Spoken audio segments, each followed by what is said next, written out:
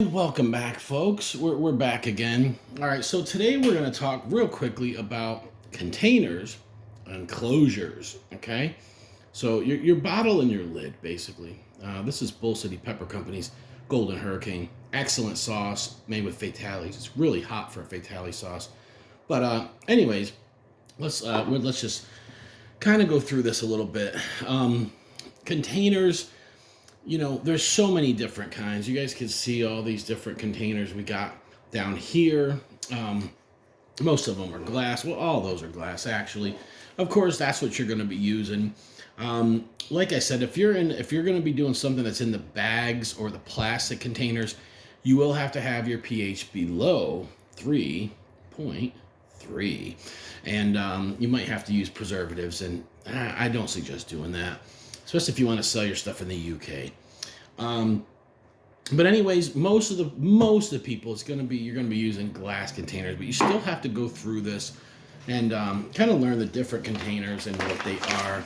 This is pretty cool right here, so you can kind of look at this diagram of a glass jar and all the different parts. Look at that. Yeah, you never thought there was so many different names: the vertical neck ring seam, the glass thread or lug, the transfer bead. Now, transfer bead is what most sauce makers will tell you is when you fill. This is a good tip, guys. When you fill these bottles up hot with hot sauce, most people will tell you fill right to the transfer bead. Okay, that's for maximum suction. If you fill it too low, you're gonna have a big, huge, because it just compacts the sauce when you invert it, of course. It's gonna end up going down here. You're gonna have all this air up there and whatnot. People are gonna think you're ripping them off, and also it just creates more. There's more air in there. You don't want that. And if you fill it too much, you're gonna run into problems. Also, you're not gonna get that seal, that suction that you really want. You might get the seal, but you're just not gonna get. It's not gonna be as good. So the transfer bead. Why is it called that? Because this is where it's picked up by machines and transferred to another machine. So always remember that the transfer bead, that's that piece of glass right there. Okay. And if when they come in, whether it be the FDA or the DOA, mattering on where you're at, I am inspected by the DOA, where in the county I'm in, and my friends here, not too far up the road, they're inspected by the FDA. But either way, when you tell them, when they say how far are you filling it, you tell them you do have to give a measurement on your scheduled process. I will talk to you guys about that further on down the road. But when you're talking to them, you can tell them I go right up to the transfer bead, and that is like the common lingo. Of course, when you do schedule process, you got to use the measurements. So I don't want anybody out there like, no, man, you can't tell them that. You're not going to tell them that on paper. But at least they'll know what you're talking about. You know what I'm saying? So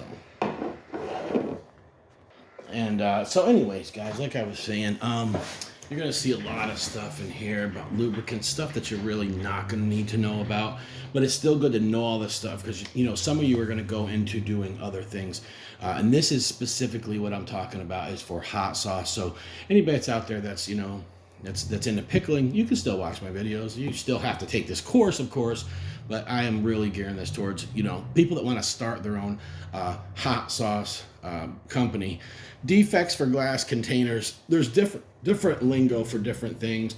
Bird swings, which is definitely you don't want to. If you ever see that in a bottle, you need to contact the company and tell them you're not buying from them. Or that's where a piece of glass will connect, a little string of glass will connect in here. That there, when someone pours sauce out, if they pour as hard as I do, they could break that off and get it stuck in their throat. It would not be good. But you're going to see soft blisters, sharp projection spikes, different things like that. You will see not all bottles are perfect. You'll see glass thicker, in some places. But these are critical. Most of these that are, when it comes to having small pieces of glass that could break off or that could cut somebody. And the non-critical, of course, would be like the bottle is, there's thicker here than there, or there's a bigger piece of glass, like it's kind of bowed in there. So that's something that's going to be a little bit different. But really quick, just wanted to go over this. So it talks about the bottom, the closures. This is major. You're going to have to learn this stuff. Of course, this got gasket, curl, reverse side. It's got all the different lingo for that. But, if you're using the 5-ounce Woozy bottles, it's not going to matter too much. But you still have to know all this stuff because, you're going to get quizzed. And if they come and they ask you about a certain top, what's this called, the side of the top for a baby food jar, of course you're going to be like, you're going to have to answer that. So you do want to study all of this just so that you can, of course, get through this and pass it. But they talk about continuous thread, metal containers, the different closures, even canning. So you took a look at about the seal, okay, on a can. And I did have there was a question about one of these threads or can seals. When I took the test, you're going to go through vacuum. Like I was saying, this is very, very, very important that you do get that vacuum. And, the role of vacuum and all this different, the hermetic seal. You're going to go through all of this, and this is very important stuff.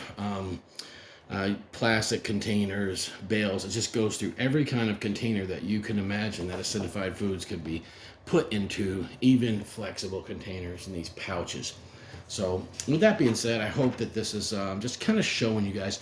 I want you to know what you're up against. This one is, it's a lot more extensive than you would think because you're just thinking, hey, I'm just doing 5-ounce Woozy bottles. But you know what? You have to go through the whole thing. This is just part of, retortable pouches. You guys will never use that and probably won't use the impulse sealer, hot bar sealer, any of that stuff.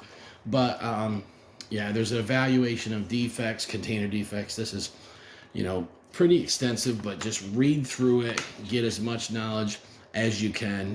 This is a very, very long, in-depth chapter, and so don't get intimidated by it. Just study it, take your time, get through it, and pass it so that you can be certified to legit make hot sauce. So we'll go on to the next chapter here soon. I just wanted to come in and kind of talk to you guys about containers and closures. Yeah.